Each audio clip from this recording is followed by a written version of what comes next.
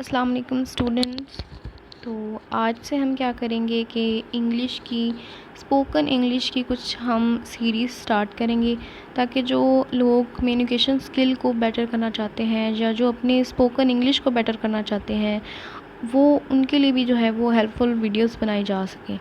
तो आज हम ऐसे स्टार्ट करेंगे, हम कुछ ईडियम्स को देखेंगे जिनके थ्रू जो है वो हम डेली कन्वर्सेशन जो हम करते हैं उसमें हम इन बातों को यूज़ कर सकते हैं।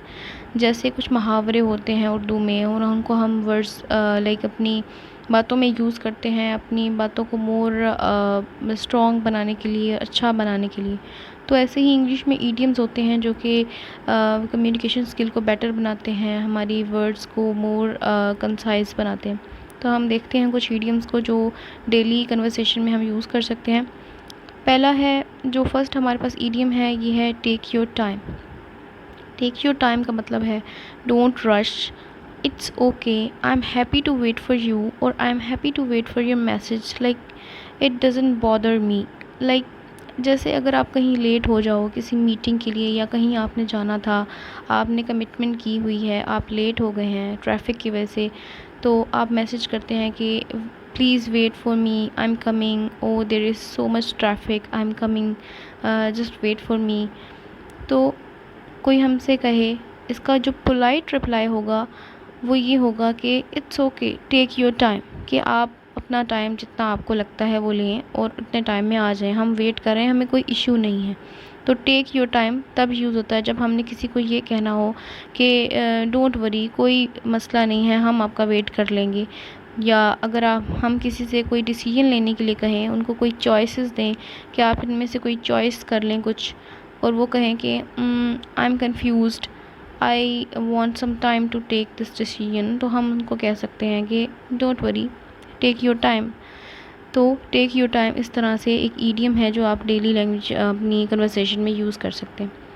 सेकंड है हमारे पास take my word for it, और I will take your word for it. इसका मतलब होता है कि आई बिलीव इन यू, और आई बिलीव यू। और ये तब हम यूज़ करते हैं जैसे हमें किसी सिचुएशन का ना पता हो और हमें कोई इसके बारे में बताए, तो हमारे पास और कोई चारा नहीं है कि हम उसे ही बिलीव करें, हमें उसकी बात माननी पड़े, या हमें कहना पड़े कि ओके। लाइक आप कहीं किसी डॉक्टर के अपॉइंटमेंट के लिए जाते हैं, और आपकी अपॉइंटमेंट है लेकिन आपको नहीं पता कि डॉक्टर कौन है, आप उससे पहली बार मिलेंगे, और रिसेप्शनिस्ट आपसे कहती है कि डॉक्टर जो है वो बहुत अच्छे हैं, तो आप कहेंगी या आप कहेंगे कि okay, I will take your word for it, कि ओके मैं आपको बिलीव कर लेती हूँ या कर लेता हूँ। तो इसकी एग्जांपल है, like someone tells you that you don't wanna go to that restaurant, take my word for it. जैसे अगर आपने किसी को कुछ कन्विंस करना हो, और आपने किसी को कुछ बताना हो और कहना हो कि बिलीव मी, तो उसकी जगह पे आप कह सकते हैं, जैसे आपने कहना हो कि मेरा यकीन करो, तो उसकी जगह आप कह सकते हैं take my word for it, कि वो रेस्टोरेंट इतना बुरा है कि तुम जाना पसंद नहीं करोगे, take my word for it, मेरा यकीन करो। तो इसी तरह जैसे doctor Ayesha is the best doctor in the world, अगर कोई आपसे ये कहे और आप उसको नहीं जानते डॉक्टर को, आप कह सकते हैं okay, I will take your word for it. So you want to, अच्छा वांट टू के लिए एक इंग्लिश, स्पोकन इंग्लिश में आजकल हम इस तरह भी यूज़ करते हैं वाना, आई वाना टेल यू, आई वाना गो देयर। तो आप वांट टू की जगह पे स्पोकन इंग्लिश में आई वाना गो देयर इनफॉर्मली यूज़ कर सकते हैं, फॉर्मल कन्वर्सेशन में नहीं। जैसे ऑफिस, स्कूल्स, टीचर्स, बॉसेस के सामने आप वाना नहीं कहेंगे, आई वांट टू ही कहेंगे, फॉर्मल रहेंगे। तो I want to make or I wanna make someone believe, if you wanna make someone believe you, or wanna convince them for something, then you can say them that take my words for it, or take my word for it. तो अगर आपने किसी को कुछ यकीन दिलाना हो, आप कहना चाहते हो बिलीव मी, तो आप उसकी जगह कह सकते हैं take my word for it. या फिर अगर कोई आपसे ये कहे कि मेरा यकीन करो, तो आप या अगर आपको कोई मशवरा दे, तो आप कह सकते हैं कि okay, I will take your word for it. तो नेक्स्ट है, you have your work cut out for you. जब आपने किसी को ये बताएं, जब आप किसी के सिंपैथी शो करना चाहें, हमदर्दी शो करना चाहें कि कोई कितना बिज़ी है, like wow you will be very busy, like आपकी डेली कन्वर्सेशन में कोई कहे कि okay what are the plans for weekend, और what are your plans for the weekend, कि इस वीकेंड पे आप क्या करने लगे हैं। तो आप कहें फॉर एग्ज़ाम्पल अगर आपको बहुत ज़्यादा काम हो ऑफ़िस का या स्कूल का या कॉलेज का या जहाँ पे भी आप काम करते हैं, या घर में अगर आप बिज़ी हैं, तो you can say like I have to write 2 essays and I also have to help my friend to move. Like अगर आप अपनी किसी फ्रेंड को जो कहीं जा रही है, आप उससे हेल्प करना चाहते हैं उसके लगेज को पैक करने में, और साथ अपने एसेस भी लिखने हैं, और आपके पास बहुत काम है, तो आपका फ्रेंड जो भी है वो आपको किस तरह जवाब देगा, oh you have your work cut out for you, you have your work cut out for you, कि wow you will be very busy this weekend. तो एक और सेंटेंस हम देख लेते हैं, I have planned a get together at my home and I have to make all the arrangements for it all alone, कि मैंने एक गेट टुगेदर प्लान किया है और मैंने उसके लिए सारी अरेंजमेंट खुद ही करनी है। तो अगर कोई आपको ये कहे तो आप उसे कह सकते हैं कि oh you have your work cut out for you, you have your work cut out for you, you have to make fluency in your communication, so आप इसको fluently बोलेंगे, like you have your work cut out for you, you नहीं बोलेंगे, you have your work cut out for you। आपको अपना accent, आपको अपना जो बोलने का स्टाइल है वो भी ऐसे ही बनाना होगा जैसे आप उर्दू के सेंटेंसेस को नॉर्मली बोलते हैं। तो ये एक सेंटेंस इम्पॉर्टेंट है जिसे आप यूज़ कर सकते हैं। किसी को कोई बहुत बिज़ी अपनी रूटीन बता रहा है तो आप उसे कह सकते हैं you have your work cut out for you. Okay, next है you can say that again. इसका मतलब होता है it means I completely agree with you. अगर कोई आपसे कुछ कहे कि लाइक जैसे कोई कहे कि जैसे आजकल पॉलिटिक्स की बात कर लें कि फ़लाँ पॉलिटिशियन तो है ही करप्ट, और अगर आप उससे एग्री करते हैं आप कह सकते हैं yes you can say that again. आप यूँ भी कह सकते हैं I completely agree with you, और आई सेकंड योर ओपिनियन, यूँ भी कह सकते हैं। और यूँ भी कह सकते हैं कि you can say that again, yes you can say that again. इसकी एग्ज़ाम्पल है इट्स टू हॉट टुडे, कि अगर कोई इंसान को बहुत गर्मी लग रही है और वो कह रहा है कि it's too hot today, then you can say yes you can say that again, it's too hot today. Okay, these अगर कोई कहे कि these meetings are waste of time, तो आप कह सकते हैं yes you can say that again, कि मैं भी आपके साथ जो है एग्री करती हूँ या करता हूँ। नेक्स्ट हमारे पास है द लास्ट स्ट्रॉ।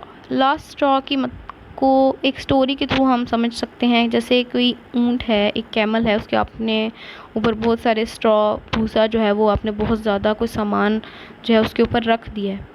अब वो चीज़ जो आखिरी आप उसके ऊपर रखेंगे और वो उसके बोझ से ज़्यादा हो जाएगी तो वो उसको गिरा देगी।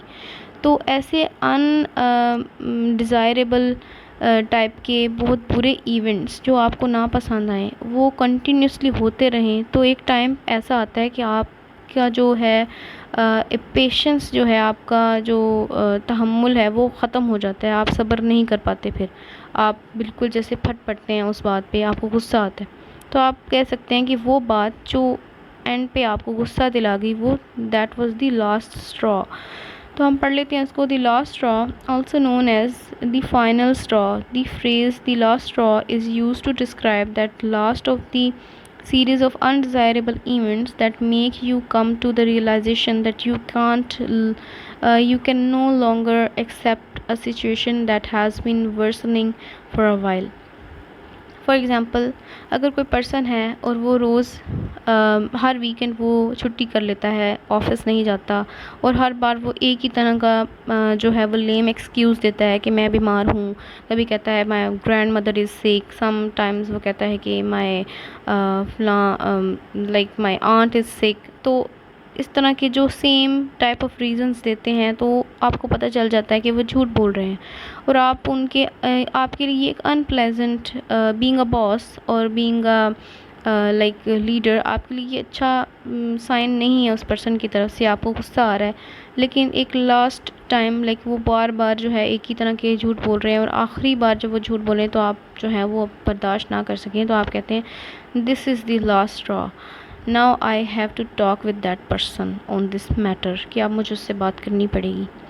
लाइक हम कह सकते हैं कि फॉर एग्ज़ाम्पल कि कोई आपको कलीग है, उसको बॉस ने जो है वो ऑफिस से निकाल दिया और वो झूठ बोलता था, तो आप कह सकते हैं the lie he told to his boss और told to the boss was proven the last straw, कि जो अब उसने झूठ बोला था वो आखिरी जो है वो मसला मतलब प्रूव हुआ, फाइनल, जिसने जो है वो बात को ख़राब कर दिया। तो आखिरी वो अनप्लेजेंट चीज़ जो सारे काम को बिल्कुल ख़राब कर दे, वो उसे हम कहेंगे the last straw. Okay, cut some slack, इसका मतलब है, हम पिछली स्टोरी को ही कंटिन्यू करते हैं कि जैसे एक बॉस से एम्प्लॉय झूठ बोल रहा है बार बार और वो उसको निकालना चाहता है, लेकिन अब क्या है, अब वो सोचेगा कि नहीं, मुझे इतना क्रिटिकल नहीं होना चाहिए कि मैं उसे निकाल दूँ, मुझे पहले उससे बात करनी चाहिए। तो कट सम स्लैक, इसका मतलब है don't be so critical at once, don't be so judgemental in the initial stage or so early.